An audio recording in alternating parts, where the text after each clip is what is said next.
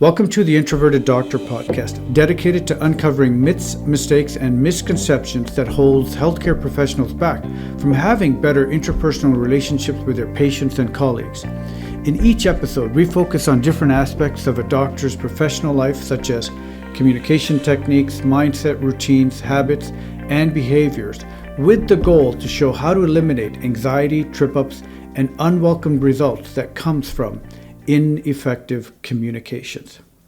So, no matter what profession we're in, we are not good at evaluating people's intentions and their character.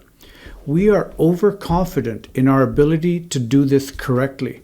Malcolm Gladwell makes a very strong case in his book, Talking to Strangers, What We Should Know About the People We Don't Know. He cleverly argues that human beings are very poor at judging character accurately, and he cites several studies that analyzes this whole notion. Being a poor judge of character is a problem because so much of what we do and need to do is to uncover who we can trust or not trust as we make our way through life.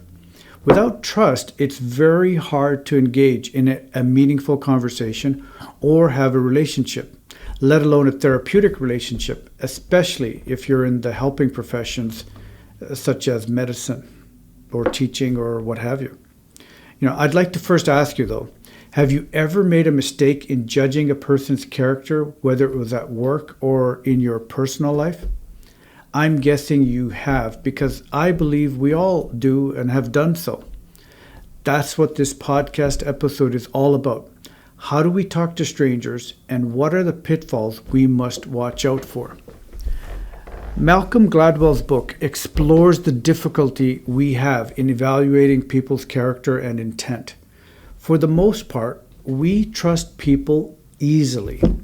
We are, however, poor at spotting lies and judging character. Studies have shown that people are poor at detecting liars, and that is independent of who you are, whether you're a therapist, doctor, police, or judge. And there are some very compelling reasons for this. Firstly, we overestimate our ability to judge strangers accurately. In 2017, a study was done by Harvard economist Sendhil Mullainathan. He compared judges' decisions on giving bail with those of artificial intelligence programs. The judges felt that they would be more accurate than a computer because they not only would be able to evaluate the data from the reports of the cases in front of them, but most importantly, they will also be evaluating the person when they are face to face with them in the court, something a computer can't do. They feel they have the advantage because they can tell by the accused's demeanor if they are guilty and likely to reoffend. So what happened? Out of the 400,000 defendants released, the judges were 25% more likely to release a person who would commit a crime while out on bail versus a computer. That's 100,000 offenders released incorrectly. That's a huge error. A computer was better at predicting a safer outcome. Judges, like most people, think they're good at evaluating people. Yet most people are wildly overconfident in their ability to judge character. Malcolm Gladwell serves many other examples in this book, which I won't uncover here, and I highly recommend you read this book in its entirety. The bottom line is that we tend to make poor judgments and are far too overconfident about people based on the little information we have. Secondly, we are good at detecting truth when we intuitively see there's a match between what a person looks like and what we feel they should look like when certain behaviors fit cultural norms. For example, we think we can correctly assume a person is anxious if they are fidgety and restless because these actions reflect how we generally expect a person to act if they are anxious based on cultural expectations. Now, this is what Malcolm Gladwell refers to as transparency. Transparency is the idea that people's behavior and demeanor are synced. So the way they represent themselves on the outside provides an authentic and reliable window into the way they feel on the inside.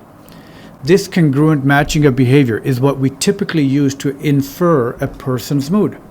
They outwardly look happy, so they must be happy. They're acting nervous, they must be nervous.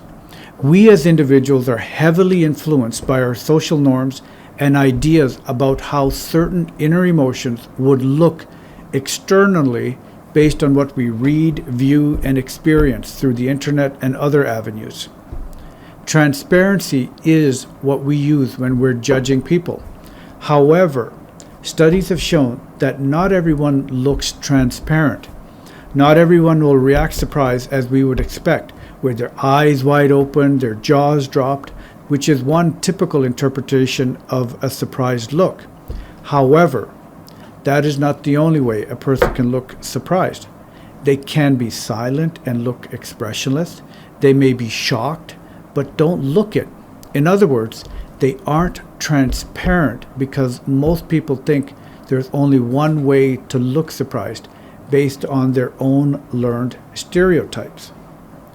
Malcolm Gladwell even cites the behavior of his father, who had to confront a killer and diffuse a tense situation.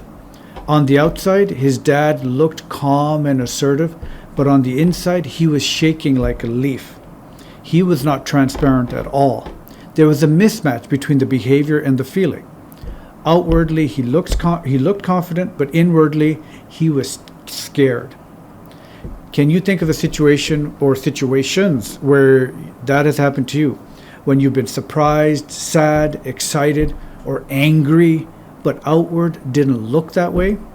Have you ever found out you were going to have a surprise party and had to act like how you thought a surprised person should act? I know I had to do that once, and I think for the most part I was pretty successful, but nobody was the wiser. We think we can read people's faces, but that's not even true. Think about how differently a person can react to emotions such as excitement, sadness. A person can react to even the way they react to anger, death, or grief. Think about even when people grieve externally is not even the same. If a person who does not openly cry when somebody they love dies, does that mean they are grieving less than a person who is wailing in tears? Malcolm Gladwell shares several studies that show we are poor at deciphering clues to read people accurately. He tells us how things can go terribly wrong when authority figures misinterpret behaviors they expect in certain situations. For example, the Amanda Knox case, where an innocent young woman was wrongfully jailed for murder that she didn't commit. She simply didn't look remorseful to the Italian police when her roommate was discovered murdered. Subsequently, she was wrongfully convicted, and it took years to prove her innocence when it should have been a straightforward investigation. People who are not transparent or don't match up with society's expectations can suffer devastating consequences. Think of how injustices have happened where people have been wrongly accused simply because of their looks or demeanor didn't match up with the common social norms or beliefs. We think liars look away and fidget, which is not always true. Have you ever had a confident liar look at you and lie to your face so convincingly? Conversely, the opposite is true when someone has nothing to hide but is poor at articulating themselves, or they take too long to find the right words, and we think they're lying. We as human beings are not very good detectives in those moments. It's difficult to interpret character and intentions from demeanor. Agitation can be a sign of stress rather than criminal intent or wrongdoing. Malcolm Gladwell shares an example of how police officer Brian Encina stopped Sandra Bland, who was nervous rather than guilty of any crime. That interaction led to a terribly poor outcome and the eventual death of Sandra Bland. Intent and escalation of the incident were the results of misinterpretations of Sandra's behavior by the police officer. We can all misinterpret events. Even a good person can take a neutral situation and turn it into a horrible situation. This is easy enough to do, and being mindful enough to spot this early and prevent escalation is key to effective communications and smooth interactions. Misinterpretations and escalations can be a big problem, not only for police officers, but other professionals as well. A doctor could say that a person is untruthful about their pain or anxiety because they just don't look like they're in pain. The doctor can make misinterpretations about a person who's depressed or anxious because they don't look depressed or anxious according to the textbook definition. So how do we resolve this? I'll talk about solutions and approaches in just a minute. However, I want to extend this concept to people who are introverted or shy. Sometimes, introverted or shy people can look as if they're not interested or engaged and may even come across as arrogant in social settings. The reality is, they may feel uncomfortable with people they're around. They can freeze as a result, and they may not even know what to say in a situation, or simply the stimulation of the environment may be too much for them. Subsequently, others may resort to judgment and criticizing them as snobby or uninterested. After all, what else would you think of a person who doesn't talk to you or look at you? In Western culture, this is a sign of an uninterested person or an arrogant or very proud person. It's very easy to read a friendly person, what they would look like or what they should look like. They're socially interactive, they look at you, they talk with you, they use their body language to meet certain social norms and expectations. We live in a culture where people who are extroverted are honored. The assumption that introverts are aloof or arrogant is not accurate because of the mismatch principle. So the next time you interact with a quiet person, re-examine your assumptions of that person. Are you profiling them according to your learned beliefs, filling the silence with negative misinterpretations? Do we assume people tell lies all the time? What are the answers?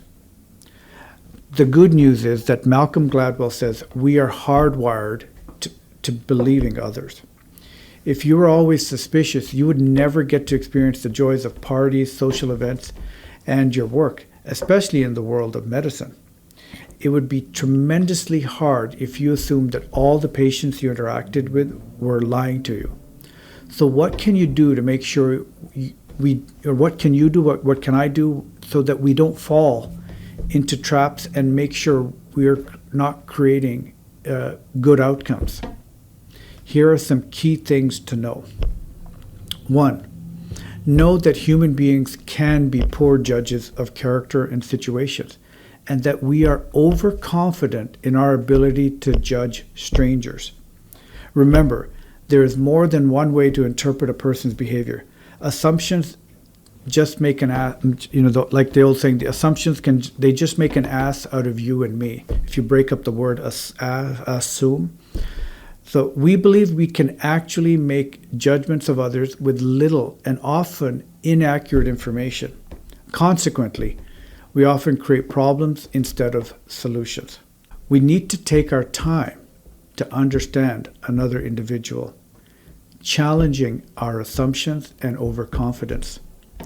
Take a moment of pause and ask yourself, could I be misinterpreting the behavior in front of me? Be open to the possibility that you might be wrong. Also remember where you come from and where others come from. Different people, depending on their age, culture, and life experience, have different interpretations of respect and emotions. In one culture, not making eye contact is a sign of respect, whereas in another culture, that could mean a sign of guilt or trying to hide something. Remember your own cultural biases. Have you ever been lied to badly and feel guilty about being conned? Don't feel bad. People ignore triggers and obvious suspicions all the time. Few people are really good at spotting liars. We assume people tell the truth because we don't have enough doubt about them, so we can't detect the lies easily. Malcolm Gladwell says we should no longer penalize one another for defaulting to truth. It doesn't make you a bad parent, teacher, doctor, or police officer if you've been deceived. To abandon trust is a really hard way to live. I highly recommend reading Malcolm Gladwell's book as he uncovers shocking situations where you would wonder, how did he get away with that crime for so long? The things that you've probably heard in the news. And it may also be therapeutic to read that book for those of us who have fallen prey to deception in our past and think about, how could I have let that person deceive me? It really is an incredibly good book to read. Knowledge generates power to take action. Here's the challenge laid out for us. We know as humans, we are not always good at detecting lies, and our default is to take things as truth. We must now be mindful that of this so that we can be vigilant of deception when it occurs and not be too relaxed. We must also take care to be aware of our own personal pitfalls in profiling people with our learned cultural biases, and instead build bridges towards understanding one another and make strangers less threatening. I hope you enjoyed this podcast, and I hope it served you in some way. If you've enjoyed listening to this podcast, please share this with another friend or colleague, and subscribe to us on Apple Podcast, Spotify, or your favorite podcast app. And if you go to the theintroverteddoctor.com and you sign up, put your email there, I'll send you the weekly reminder about what each episode is all about. I'm Dr. Lalit Chawla, and thank you so much for listening. Let's together make a greater effective community so that we can live with greater passion, harmony, and magic in our lives and in others, and help them do the same. I hope you have a fantastic weekend.